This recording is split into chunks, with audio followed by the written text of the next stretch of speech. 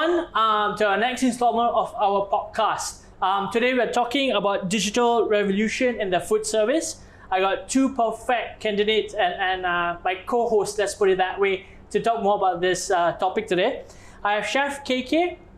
He's the Executive Chef of Sentosa Golf Club, as well as the VP of the Singapore Chef Association. And I have Mr. William Fletcher, VP of Sales for Australia, New Zealand, and Southeast Asia. Welcome, gents. Welcome to today's topic. Thank you, Ricky. This is very informal. It's not very prim and proper. So let's start with the cheers first before we go into... Sure. So I hope you guys enjoy your time today. Cheers, Chef. Cheers. Cheers. All right, cheers. All right. Chef, before we start, first question to you. Let's talk about the common issues faced and the traditional kitchen. Could you elaborate the problems or the issues that you're facing? Right. To me, a very common and traditional kitchen normally is very poor ventilated and very cluttered of space and insufficient of lighting. It's always very dim. The storage area, from the dry storage area, walk-in chiller, walk-in freezer, is very limited. So everyone is moving forward to meet the highest standard of hygiene. So the traditional kitchen always face part of the challenges, and of course the space wasted. Right, how we used to do. There's a space we just plug in one oven. There's another space we just plug in one stove. So if we have a space planning properly, we can have better flow of operation. Right.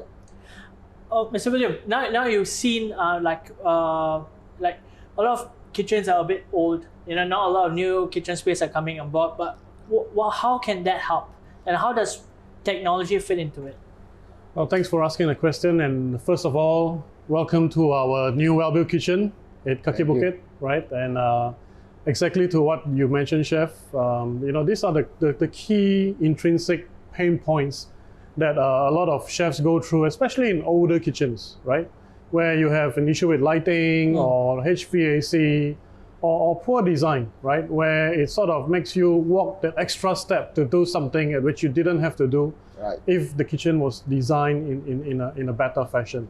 So I think, based on what you have just shared, I think the key point that we have to address today is to start with a clean slate, right? Of a good kitchen design, to address those pain points. But in the event that we don't have that and we are working with an existing kitchen, right? And that's where I think we have to come in and look at the current workflow, right? And look at how we can optimize by just shifting equipment around to improve the workflow, right? It starts with the workflow, right? And then obviously you have to address HVAC because a comfortable kitchen, a cool environment with good lighting makes a happy chef that also cooks very good food at the end of the day. That results in happy customers that get the food, right?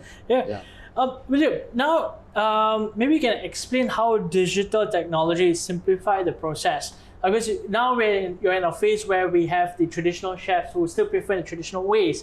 Maybe you can elaborate how it's beneficial for them to consider upgrading, let's put it that way. Well, I would start with by saying that change is always very difficult, right? Because you're used to something and it's always hard to say, let's change to a touch screen, for example, in the kitchen or in the oven environment.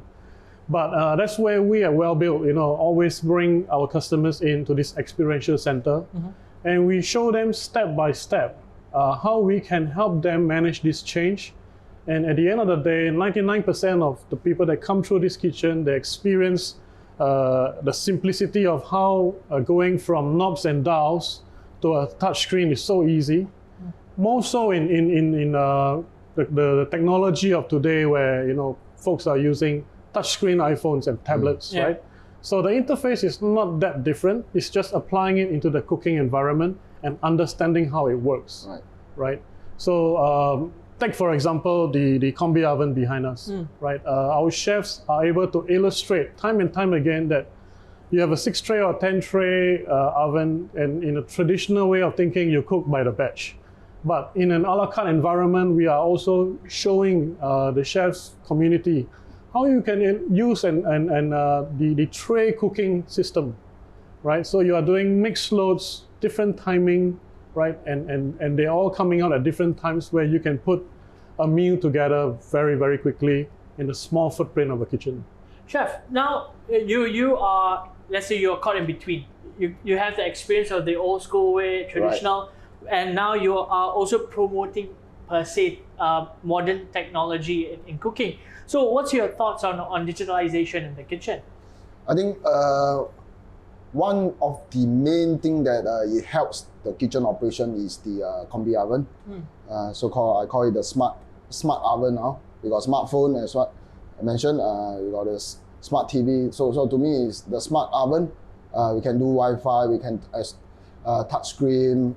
The memories of many cooking dishes. Recipes. Yes, right. Correct. In the system, and of course the food safety, right? Cook chill, such thing. It helps a lot to move the operation even faster with limitation of labor, right?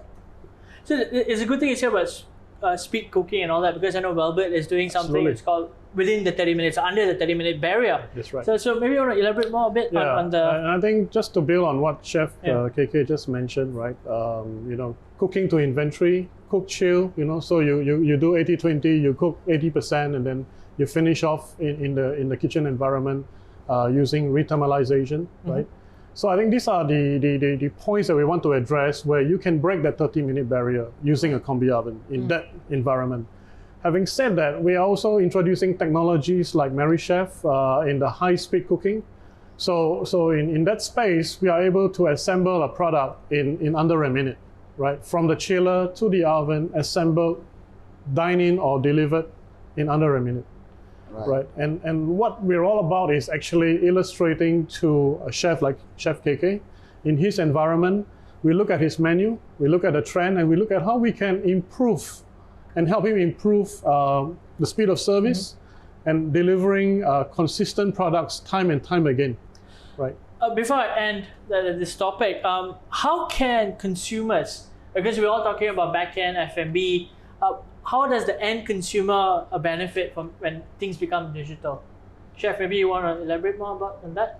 I think the consumer will have faster products, faster service, and better products in terms of food safety. Because now there's a lot of delivery around. Correct. So food safety is part of it. Yeah. So to me, it's fast pickup, good food safety.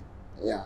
And that's a good point. I think at the end of the day, we have to always address the gaps, right? Yeah. And the gap today is to break the 30-minute barrier, whether you're in a delivery setting or a dine-in setting, and you want to address it, the product consistently the same, right? So in the digitalization of in the food service space, obviously when you have those recipes keyed in based on trials of chef's menu, right, to deliver the gold standard of what he sees this should be, it helps the chef deliver that product consistently with ease, managing wastage, right, if he's able to cook to inventory. At the same time, when you are able to deliver that consistently, you get a repeat of your customers coming back, because they know that your product is what they're gonna get every time they come, the same thing. Right. So in a nutshell, the way things are going, and in the Singapore scene, things are getting smaller. Things the footprints are more expensive, the landmass area. So digitalization is something that we have to adopt. Yes, we prefer traditional cooking, but I think for the owners, restaurant owners, it makes sense to digitalize as much as possible. Before I end it, any final comments you'd like to say? Yeah, I mean, at the end of the day, I mean, there are a few schools of thought, right? Yes, and digitalization is one of them. Not to say that if people are cooking from scratch, that's wrong. I think there are still, that trend where small portion, and individually artisanal style, right? But if we can take that into technology and help along, right? I think that's where we would like to try to educate as many in the culinary segment what the possibilities of our products can do. Take for example, from the oven to a holding unit, right? We have also introduced products where you're able to manage the time the product comes out of the oven into a holding cabinet, and to make sure that the consistency of the product is held at the right temperature and the chef is alerted through the holding unit that, okay, it's time to serve, or the food is done because we've held it too long. Okay. So that's just in a nutshell a form of connected devices talking Correct. to each other in the kitchen. That helps a lot, right, chef? Yeah, I think for my opinion is a smart kitchen will benefit the owners, the operator, the chef, everyone in terms of labor costs. Yeah. Everyone short of labor costs and the overall experience and product from the guests, and of course increase productive in terms of operation. And your revenue, chef. Yes, correct. That's the most important, right? Yes, yes, Absolutely. yes. All right. On that, I'd like to thank you both for taking time. And cheers to that. I hope. Thanks for having us. Thank you. And Thank you. welcome to Welbilt Kitchen. Thank you for Thank having you. us. Very Cheers. nice kitchen. Thank Cheers. you.